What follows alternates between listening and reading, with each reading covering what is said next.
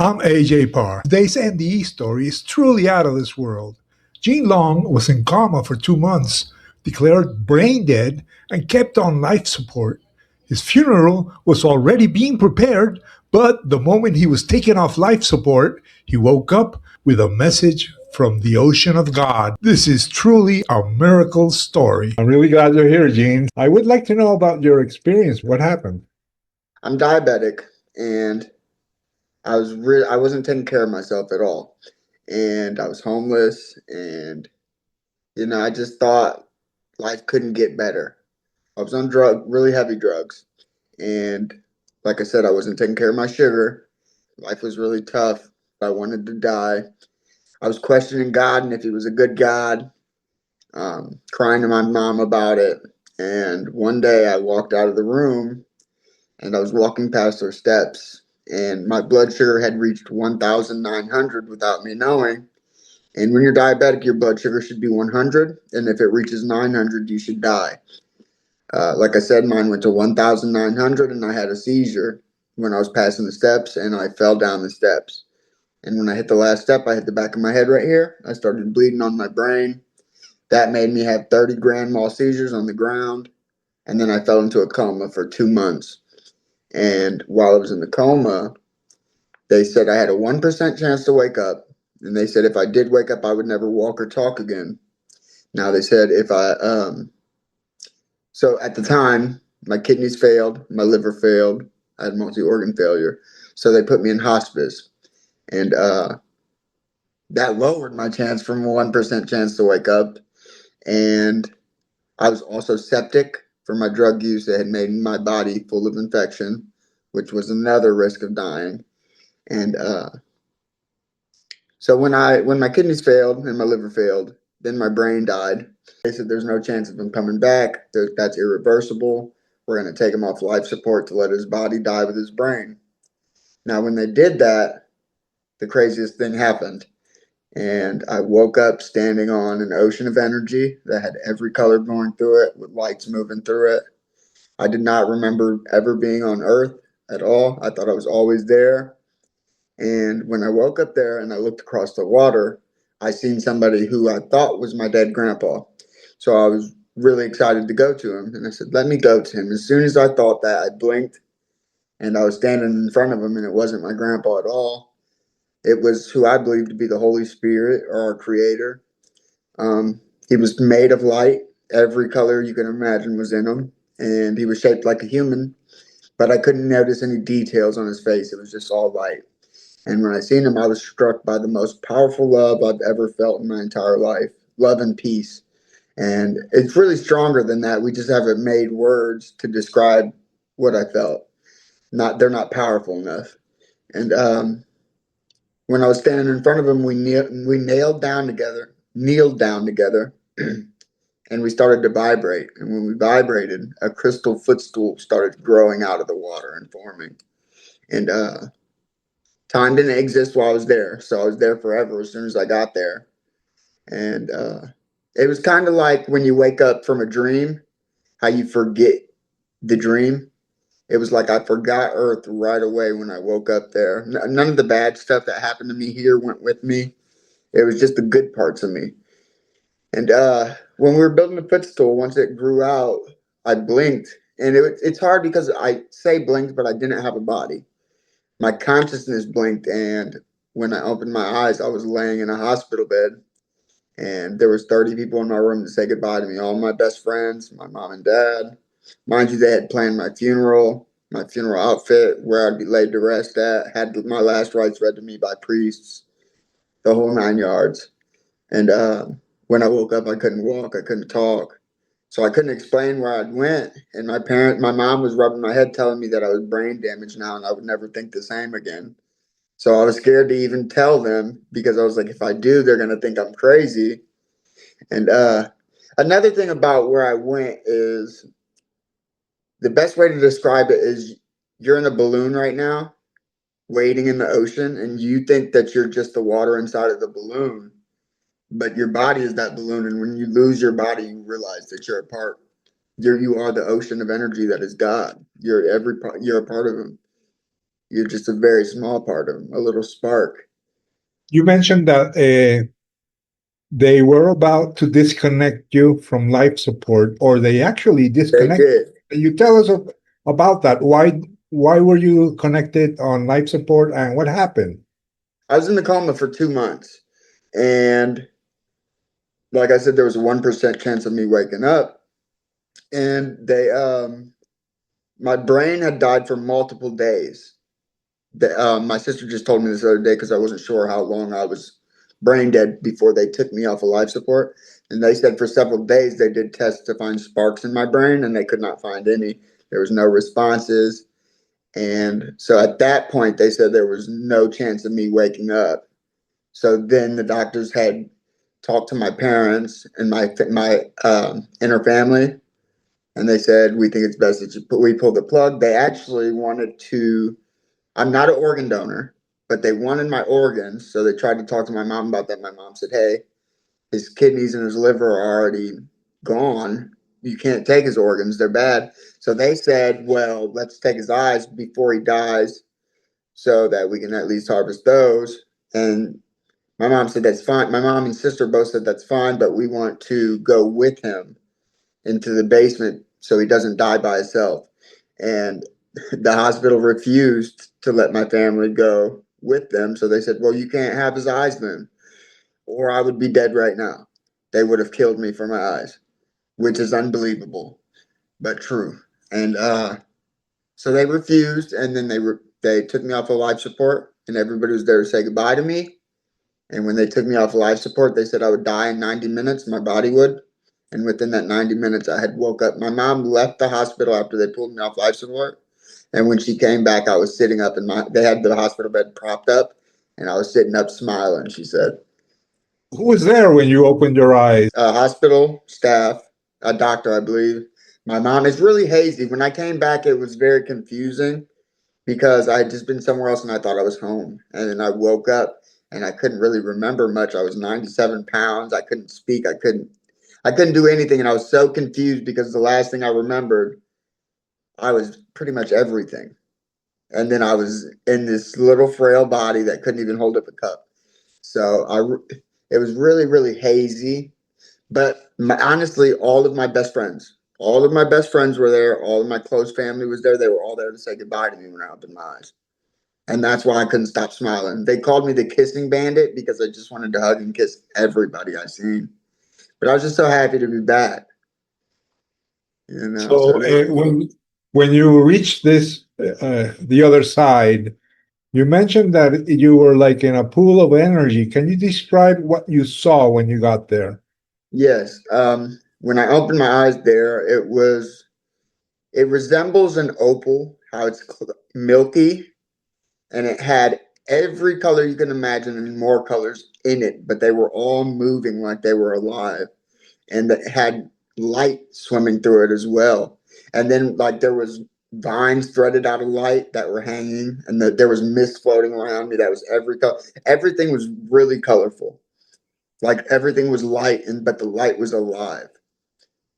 It was beautiful, honestly, but it looked like an opal, the most beautiful opal you could ever imagine. But it fluid. It wasn't water. It wasn't an ocean. It was energy. It was every element mixed into one element, and it was alive. Were you standing there floating? I was standing on top of the water, but I was a part of the water, if that makes sense. So I was a part of everything again. Like when I lost my body, my consciousness expanded. It didn't shrink or stayed the same size. It grew. It's like your body is holding you back from everything that you are.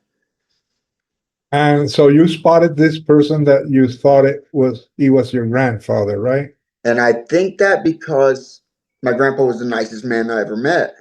So, and when I seen that person, all I felt was good vibes, like extremely good vibes. So I was like, oh, that has to be my grandpa.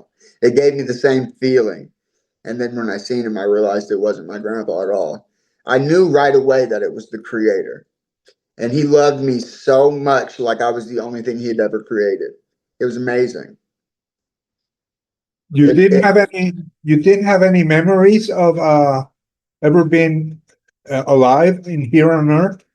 When I got there, the first thing I thought is, "Oh, I'm home." But it was like I had just woke up from a nap. Like it made me strongly believe that this that we're living right now is a shared dream between all of us, and it's a very short experience, very short. Not to say this isn't real. I believe this is a school for your soul to elevate, or you might drop out, but if you do the wrong things. But it's to elevate your soul. But I didn't remember this place at all. Not my mom, not my dad, anything alive. But if you go to heaven and you remember all the things you love from earth and you miss them, is that really heaven? But there's no time that separates you. So when I get there, if it's 100 years later that you get there, there's no time that separated us. We both have been there and will always be there, if that makes sense. And it was like I was a part of everybody that had ever died. So I didn't miss any of the people that I had missed while I was here, if that makes sense. I was a part of them, that we were together. My grandpa, my best friends that I've lost, I didn't miss any of them anymore. So did this the Holy Spirit? Did he communicate with you, or did you learn something right then and there? Through vibration, we never spoke. We didn't have to speak. If I thought I had the answer right away, which I believe was through him, but I had the answer immediately. So it was like I wasn't even thinking because I already had the answer to everything, if that makes sense. There was no thought that needed to be made. What type of answers? Um, just like where I was, who he was, how much he loved me, you know what I mean? That kind of thing. They were all answered immediately. So what I had the thought, but the thought was answered so fast I don't even consider it a thought anymore. It was just like the answer was already there for everything. And then I didn't know I was going to leave. A lot of people asked me, "Did you want to come back?" I didn't know about Earth to want to come back. I thought I was where I had always been. And then we were vibrating, making that crystal footstool. And in the midst of that, I blinked. And when I blinked, I popped back into reality. And I Okay, was in a so when you came back and you were at the hospital, did you tell people about this? And when did you start sharing this story? And who was the first person you told it to? Well, it took me a month to share it, and that's only because when they took me off life support, they ripped the tube out of my throat and damaged my vocal cords. So I could, and I had no muscle. I was 97 pounds. So I couldn't talk when I first woke up. Like I said, my mom was petting me, telling me that I was brain damaged, but she's the first person I told. And I like I said, at first I thought it was my grandpa, and I had to sit and get revelations about what this was. You know what I mean? Like what happened. But I told my mom immediately as soon as I could talk, and everyone else. And I still tell everyone I meet to this day. It's the first thing I talk about with strangers. It's how I'm missing my ear, a piece of my ear. I don't know if you can see, but I started getting bed sores from laying in the hospital bed for so long, and the tube was coming out and going right there. And from not moving for so long, I started to deteriorate. And so now this is my little ticket to heaven, I say. But yeah, I shared with my mom first, and then to everybody else that would come in the room. I told everybody right away. Everybody knows, even strangers. It's the first thing I talk about when I meet somebody. I say, "Hey, you want to hear a miracle? You want to hear the craziest thing that ever happened to me?" And I say this all the time, but I would share it to for 900 years, and if I could only get one person to believe me, it'll be worth it. If I can get that one person to go where I went, to have that hope that I have now, and that not being fearful of death and embracing it actually, then it'll be worth it if I can get one person to believe that out of 8 billion. So I'm happy to share this story. I share it with everyone though. But why did it take you so long to start sharing it publicly? This is the first podcast you've been This interviewed first in. podcast. Well, I don't know. Honestly, I don't have an answer to that. It's my first opportunity to get on a podcast about it, I guess. When did this happen? 5 years ago, it'll be 6 years on July 11th. So it really took you a long time. And Yeah. during that month that you were at the hospital, before you could speak, Did you understand what had happened? Did you know about near death experiences at the time? And did you think it was an NDE? I've heard about it and I knew what it was right away, but I just was scared that maybe I was really brain damaged. And, I was scared that I was just really scared that people were going to think I was crazy, more crazy than I already was, if that makes sense. So, but yeah, I knew it was a near death experience. I never dug too deep into them. I believed in them. I believed in the spiritual aspect of life my whole life. I'm very spiritual. So I knew it was something. I just was scared that they were right, that my brain was broken in some kind of way. And I didn't want them to think that any more than they already did. So, did this transform your spiritual values? Who were you before you had your experience, and who are you now? And what about the drugs? Did you stop I was, taking them? I was just about to say that I was a full blown drug addict before this experience. I happened to be crying to my mom that day because I thought God wasn't real or good because my life was so bad. And a lot of bad stuff happened. My little brother got murdered by his grandpa. I was on drugs fully, homeless. So was my sister. So I just was like, is God good? And if he is he real? And if he is real, is he good? And he loved me enough to actually show me that answer a week later. And, but that made me stop drugs right away. As soon as I woke up, I never touched meth or heroin again. Those are the two drugs I was on. And I was on them so bad I couldn't sleep a full 8 hours without having to wake up and do them or I would be sick. And I've been clean off of them for 5 years now. And it's all because of that experience, because God filled the gap that was missing, that I was trying to fill with drugs. God filled that with love for me. So, and I've never lost that to this day. I still have the same exact. I asked him to stop, get me off of them by killing me, and he did exactly that. So I just decided when I woke up, actually, for my friend, shout out Katie Ashley. I wanted to use drugs when I first woke up because it was kind of like a blink to me. From when I fell into the coma to waking up, it was like one day. It was like I slept for one day. And actually told my dad the day I could talk, I said, I don't want you to get your hopes up that I'm going to go home and be clean. I'm going to go home and use drugs. And he cried and he left the room. And then my best friend Katie came in and she told me how stupid I was, but she would still be right there. And that love kind of inspired. I was like, why not just stay clean? God did me this favor. I would be stupid to go back to it. And then a big thing that kept me sober after that was my mom telling me how proud she was of me.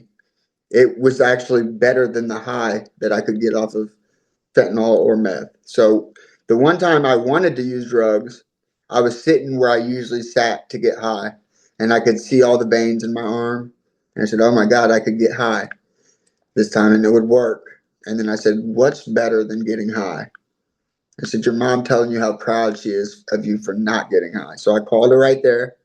I said, "Mom, tell me how proud you are of me of not getting high." And when she did, it took the feeling away right away, and I've never had it since. And that was as soon as I came home from the hospital. I've never had the urge since. And the drugs have been in front of me and I haven't had the urge. So I'm blessed. And I keep that and it keeps me away from those drugs. What about your religion? Before you had your NDE, what religion did you follow? I was a Christian, but I had questions. And now I'm still a Christian, but it's a little more it's a different kind of Christian than most people. Because when I got there was no gate and there was nobody with a list telling me the things I did wrong.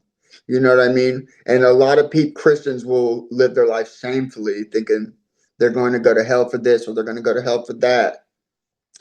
But Jesus is all love. The Holy Spirit was all love. That's all I felt. You know what I mean? So I'm still a Christian, but I don't look at it the same way other people do. You know, I feel like you got to be a good person, yes, but God made you with flaws. He understands those flaws and he's not going to judge you for them. I don't think he's that I don't think he's as petty as people put him into. They try to fit him in a box, but he made the box. He's outside of the box. You know what I mean? So people don't they try to put limitations on him and things that that doesn't fit him. He's different than what people see. But I'm still a Christian. I believe in Jesus, Yeshua. I believe Yeshua was God's son. I do believe in that. And I believe he's the way to the Creator because he said he would send a comforter, a Holy Spirit, and that's who I met. It made my faith stronger in that. So I'm still Christian, just a lot. I don't go to church every day or every Sunday, but I do read the Bible, and I like the Apocrypha, parts of the Bible that they don't put in the Bible anymore. But I'm still Christian. Have you shared it with other Christians, and have you ever gotten negative feedback? Yeah, a few times actually I've gotten negative feedback, but I won't let that stop me. Um, just people telling me like, "Oh, you didn't go to heaven," and I'm like, "You can call it the waiting room. I don't know where I went. It's a lot better than here." And people have attacked me about it, saying I've made it up, but I'm not here for the people who don't believe. I'm here for the people who want to hear it. And if they don't want to believe it, that's fine. They'll find out the truth when they die. I'm fine with that too. I tell this story because it gives me hope. It gave me hope, and I want to convey that hope to somebody else who needs it. There's a lot of people whose family member just died, and they're heartbroken about it, and they don't know how to deal with it because they think that that's the end, and it's not. It's the beginning of the next part.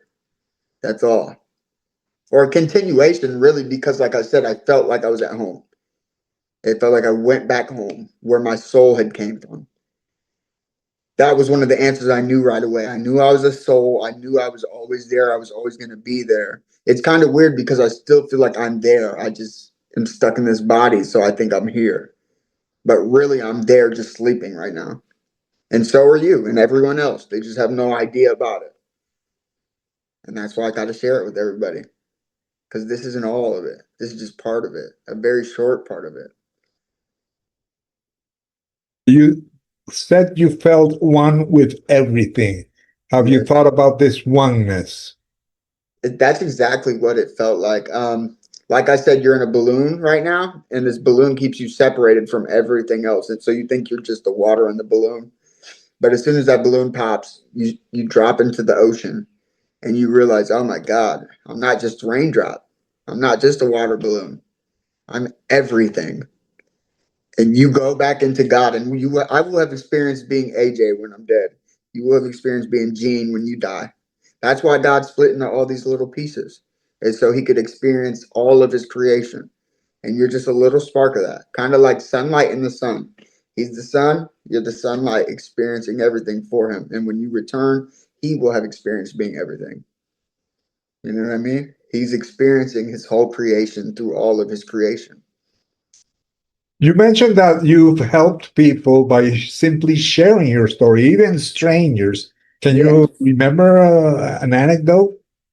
Yeah, literally, when I tell this story to strangers, they get into tears, goosebumps all over them. That's how I love when it resonates with people. They get goosebumps, they cry, they hold me. Strangers will hug me, and their husbands usually get mad at me, and I'm like, I'm sorry, I'm just trying to spread the love. But yeah, and honestly, people help me through this.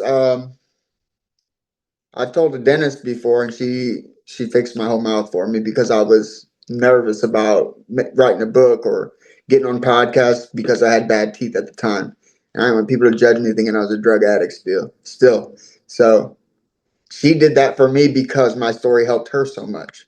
But usually, the other day I told an older lady who I was working for. I work for an aluminum company, ABC Screens, and we were at an older lady's house, and I had ended up telling her the story, and she started crying. She said, "Thank you so much. My husband just died. I needed to hear this." But I was telling her randomly because my boss was in the car, and I said, "Hey, you want to hear a miracle story real quick?" Like I said, I don't know who needs to hear it, so I literally try to tell. I'll rush it out in 2 minutes. I will spit it out in the grocery line. And she started crying, and she said, "Thank you so much. My husband just died. I really needed that." And that happens all the time, consistently, at least once a month.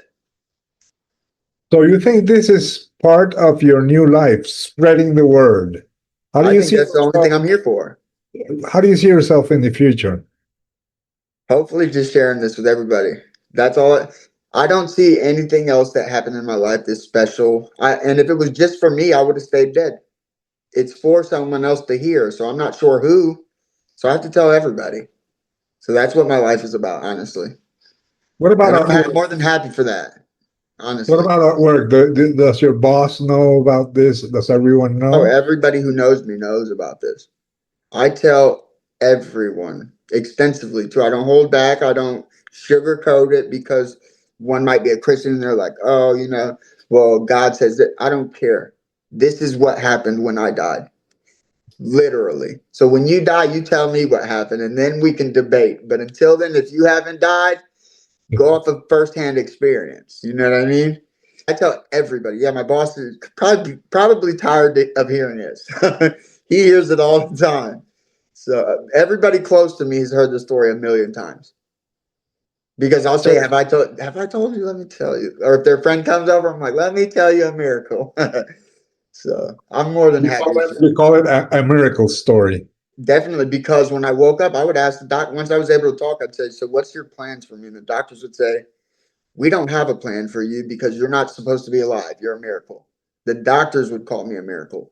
So that's when I decided, all right, well, it's a medical miracle. It was a spiritual miracle because I met God. And so, yeah, it's both. You know what I mean?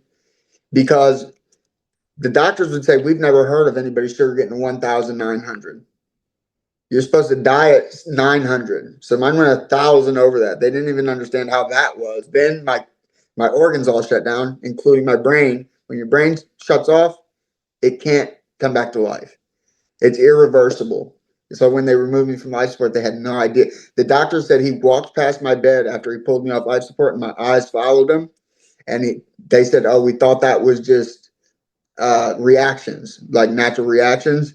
And then he said he went and got another doctor and said, did I see what I think I just saw?"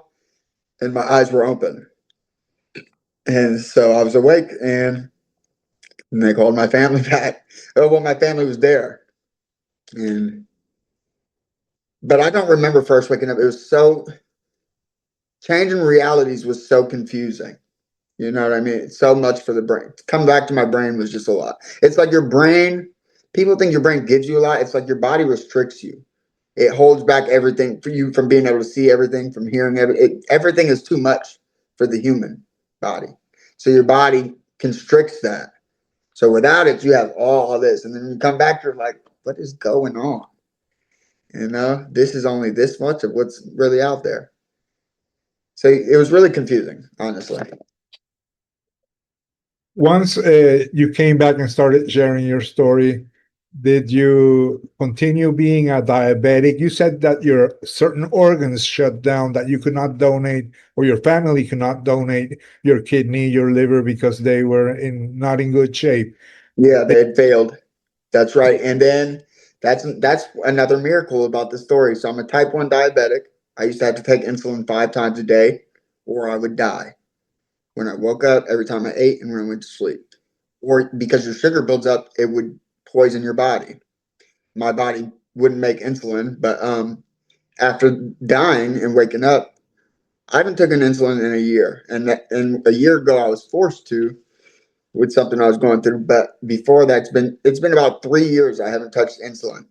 I haven't bought insulin in 3 years, and I can eat as much sugar as I want. So I'm in remission from my type 1 diabetes, which is unheard of, very very rare. What about your kidney and liver? My kidneys and liver are fine. I didn't have to do dialysis. They said I would, but I didn't, and I haven't, and I'm fine. And I can eat as much sugar as I want now. I can literally go in my kitchen and dump a bag of sugar in my mouth and be just fine for the whole day. I haven't found another diabetic who could do that, especially without insulin. If someone is watching this and feels like contacting you, what can they do? Well, my Facebook name is Boom Johnson, BoomJohnsson, and you can contact me there. Or can I give out my personal number? 239-378-3928. You can text me, call me, and happy to help anybody with this story, honestly. So So I'm really glad you came. Thank And you. if you have a final message for someone who may be worried about dying or maybe lost one loved one recently. Yeah. The message would be there's nothing to be scared of. It's the best thing that'll ever happen to you. And you might miss them now, but when you get there, there will be no time that passed. You will literally be a part of the loved one that you lost. So don't be scared. Get ready and practice love because that's the only thing I felt when I died. So love's the important thing, you know? Don't So, focus on the mess ups. Don't focus on the fall. Focus on the getting up and doing better. You so know, hug somebody. death is not the end, right? Death is the beginning. This is the practice mode. Then you go to level one, which is death. Death is death is not a door. It's not a wall. It's a door. You don't stop at death. You just it's the next part. It's like right now you're in the cocoon, and then you become a butterfly. You also mentioned that this is a school. Did you realize that there or here? Well, I didn't realize it there because when I was there, I didn't know about here. I thought I was home, like I said. But when I woke up, that's when I realized, oh, this is just teaching your soul to love better. You know, and I that's what I think the next dimensions are for too. It's like right here, you're in the middle, and when you do better, you lean towards the higher vibrations, which people call heaven. And if you do bad, you'll go to the lower vibrational field, which is what people call hell. And you have the chance to go to either from here. And it just depends on what you choose. You know what I mean? And it's like the mistakes don't matter. It's the intention behind the move. Because I've done a lot of bad things in my life. But I loved hard my whole life, always. And I was confused why I loved so much. And I actually used to cry about it to my family and I'd say, what's wrong with me? Why do I love so hard about everything? Why do I care so much? But it makes it all worth it. You know, all the pain you go through for loving so hard, it's all worth it. Because it's just the love is magnified when you die. All the love I ever gave and got was summed into 1 second, but 1 second was forever. You know? So you Well, love really hard right there. before we go, okay, how could you define love? Love, worrying about your outcome more than my outcome. And I want your outcome to be great, no matter who you are, even a stranger. I love you because you're a part of me. You know, we're all a part of the same field, which is God. So that's love. I want your outcome to be better than my outcome, and it has to be great. I want it to be amazing. That's love. And if everybody can do that, it's not hard at all. I promise.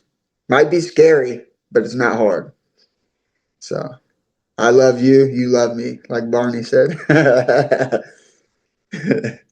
But yeah, that's it. Just love and don't be scared. It's gonna be okay. You know, and your loved one, a lot of people think your loved ones are waiting on you. They're not because time doesn't exist. But you'll be together forever as soon as you get there. Don't be scared. That's my message. Don't be scared and love the next person you see. And the one after that too. You know, pass that love on that you get. So that's my message. It's been great having you here and sharing it for the first time ever. Thank you. I'm glad to be here. Yeah, I'm really Glad to excited. do it with you, AJ. This has been the AJ Parr Spiritual Journalist Podcast. Please like, share, and subscribe.